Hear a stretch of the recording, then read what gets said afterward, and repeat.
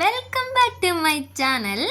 ഇന്ന് നമ്മൾ റെഡിയാക്കാൻ പോകുന്നത് നല്ല അടിപൊളി പുറമേ ക്രിസ്പിയും അതുപോലെ തന്നെ അകത്ത് നല്ല സോഫ്റ്റുമായിട്ടുള്ള ചിക്കൻ കട്ട്ലറ്റാണ്. നമുക്കതിന് എന്തൊക്കെ വേണമെന്നൊന്ന് നോക്കിയാലോ. ആദ്യം തന്നെ മെയിൻ ഇൻഗ്രീഡിയൻ്റ് ആയിട്ടുള്ള നമ്മുടെ ബോൺലെസ് ചിക്കൻ ഞാൻ കുറച്ചെടുത്തു. അതിലേക്ക് ഒരു മീഡിയം സൈസ് വരുന്ന ഒരു ഉരുളക്കിഴങ്ങ് ഞാൻ 4 കട്ട് ചെയ്തിട്ട് ഈ ചിക്കൻ്റെ കൂട്ടത്തിൽ ഞാൻ ഇടുക. പിന്നെ അതിലേക്ക് കുറച്ച് മുളക് പൊടിയും അതുപോലെ തന്നെ അതിൻ്റെ പാകത്തിനായിട്ടുള്ള ഉപ്പും പിന്നെ കുറച്ച് കുരുമുളക് പൊടിയും കൂടെ ചേർത്തിട്ടാണ് ഞാനിത് വേവാനായിട്ട് വെക്കുന്നത്. അപ്പം ആവശ്യത്തിന് കുറച്ച് വെള്ളവും കൂടി ഒഴിച്ചിട്ട് എന്ത് ചെയ്യുക, കുക്കർ നന്നായിട്ട് അടച്ചിട്ട് സ്റ്റൗവിൽ വെച്ചിട്ട് ഒരു 3 ഫിസിൽ ഞാൻ അടുപ്പിക്കുന്നുണ്ട്.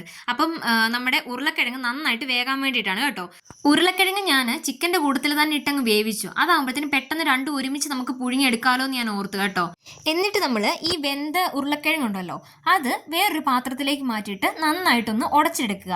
അതേസമയം തന്നെ എന്ത് ചെയ്യുക, നമ്മുടെ ഈ വേവിച്ചെടുത്തിരിക്കുന്ന ചിക്കൻ എന്ത് ചെയ്യുക, ഒന്ന് മിക്സിയുടെ ജാറിലിട്ടിട്ട് ക്രഷ് ചെയ്തെടുത്ത് മാറ്റി വെക്കുക. പിന്നെ നമ്മൾ എന്താ ചെയ്യുന്നതെന്ന് വെച്ചാൽ ഒരു 2 പീസ് ബ്രെഡ് അത് നമുക്ക് എന്ത് ചെയ്യുക, പൊടിച്ചെടുക്കണം. നന്നായിട്ടൊന്ന് പൊടിച്ചെടുത്തിട്ട് അതെന്ത് ചെയ്യുക, ഒരു പാത്രത്തിലേക്ക് മാറ്റി വെക്കുക. ഇതെന്തിനാന്ന് വെച്ചാൽ നമ്മൾ തയ്യാറാക്കി വെക്കുന്ന ആ കട്ട്ലറ്റ് എന്ത് ചെയ്യുക, ഇതിൽ നന്നായിട്ട് ഡിപ്പ് ചെയ്ത് വെക്കാനായിട്ടാണ്.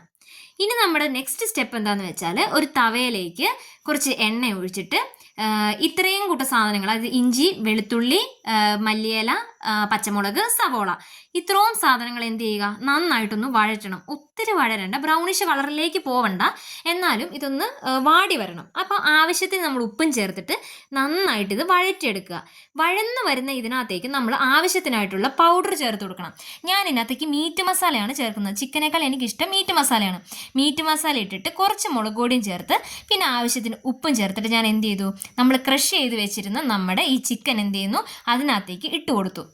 ആ ഇട്ട് കൊടുത്തതിന് നമ്മൾ ഒത്തിരി വേവിക്കേണ്ട കാര്യമില്ല, കാരണം ഓൾറെഡി കുക്കായിട്ടുള്ള ചിക്കനാണ് നമ്മുടെ ചിക്കൻ. ഇനി അടുത്ത സ്റ്റെപ്പ് എന്താണെന്ന് വെച്ചാൽ ഇതൊന്ന് വഴന്ന് വന്നു കഴിയുമ്പോൾ നമ്മൾ ഉടച്ച് വെച്ചിരുന്ന നമ്മുടെ ഈ ഉരുളക്കിഴങ്ങുണ്ടല്ലോ അതെന്ത് ചെയ്യുക, ഇതിൻ്റെ കൂട്ടത്തിലിട്ടിട്ട് നന്നായിട്ട് മിക്സ് ആക്കിയിട്ട് വെക്കുക. ഇത് മിക്സ് ആക്കിയിട്ട് ഒന്ന് ചൂടാക്കി എടുത്തിട്ട് എന്ത് ചെയ്യുക, നമ്മൾ വേറൊരു പാത്രത്തിലേക്ക് അതിനെ മാറ്റണം. അതിനെ വേറൊരു പാത്രത്തിനകത്തോട്ട് മാറ്റി കഴിഞ്ഞിട്ട് ചെറിയ ചെറിയ ഉരുളകളാക്കിയിട്ട് മാറ്റി വെച്ചിട്ട് കൈയിൽ കൊണ്ടൊന്ന് പരത്തിയെടുക്കുക. അടുത്തതായിട്ട് ഒരു പാത്രത്തിലേക്ക് ഒരു മുട്ട നമ്മൾ എടുത്തിട്ട് നന്നായിട്ട് അടിച്ച് പതപ്പിച്ചെടുക്കണം. നല്ല രീതിയിൽ പതപ്പിച്ചിട്ട് ഈ ഉണ്ടാക്കി വെച്ചിരിക്കുന്ന ഓരോ കട്ട്ലറ്റ് നമ്മൾ എന്ത് ചെയ്യുക, ഈ മുട്ടയിൽ മുക്കി ഈ ബ്രെഡിൻ്റെ പൊടിയിൽ മുക്കിയിട്ട് നമ്മൾ എണ്ണയ്ക്കകത്തിട്ട് വറുത്തെടുത്ത് കഴിഞ്ഞാൽ നമ്മുടെ കട്ട്ലറ്റ് അടിപൊളിയാണ്. പിന്നെ എല്ലാവരും ഒന്ന് ശ്രദ്ധിക്കണം, മുട്ടയിൽ നന്നായിട്ട് ഡിപ്പ് ചെയ്തില്ല എങ്കിൽ നമ്മുടെ ഈ കട്ട്ലറ്റ് എണ്ണയ്ക്കകത്ത് ഇടുന്നതേ പൊടിഞ്ഞു പോകും. അത് എല്ലാവരും ഓർത്തണം, കാരണം ലാസ്റ്റ് വന്ന എൻ്റെ കട്ട്ലറ്റിന് എനിക്ക് മുട്ട തികഞ്ഞില്ല. അങ്ങനെ വന്നിട്ട് അത് ഞാൻ എണ്ണയ്ക്കകത്ത് ഇട്ട് കഴിഞ്ഞപ്പോഴത്തേന് എന്ത് പറ്റി, അത് പൊട്ടിപ്പോയി. അതുകൊണ്ട് അത് എനിക്ക് യൂസ് ആകില്ല, ഒരുമാതിരി അളിഞ്ഞു പോയി. അതുകൊണ്ട് എല്ലാവരും അത് ശ്രദ്ധിച്ചോണം. എന്നിട്ട് നമ്മുടെ ഈ തയ്യാറാക്കിയ ഈ പീസുകൾ നമ്മൾ എന്ത് ചെയ്യുക, എണ്ണയ്ക്കകത്തിട്ട് നന്നായിട്ട് വറുത്ത് കോരിയെടുത്താൽ ഇതുപോലെ ക്രിസ്പി ആയിട്ടുള്ള കട്ട്ലറ്റ് നമുക്ക് തയ്യാറാക്കാൻ പറ്റും. അപ്പോൾ എൻ്റെ വീഡിയോ എല്ലാവർക്കും ഇഷ്ടപ്പെട്ടാൽ സബ്സ്ക്രൈബ് ചെയ്യണേ, അതുപോലെ തന്നെ ലൈക്കും ചെയ്യണം. എല്ലാവരും ഉണ്ടാക്കി നോക്കുകയും വേണം കേട്ടോ. അപ്പോൾ താങ്ക് യു.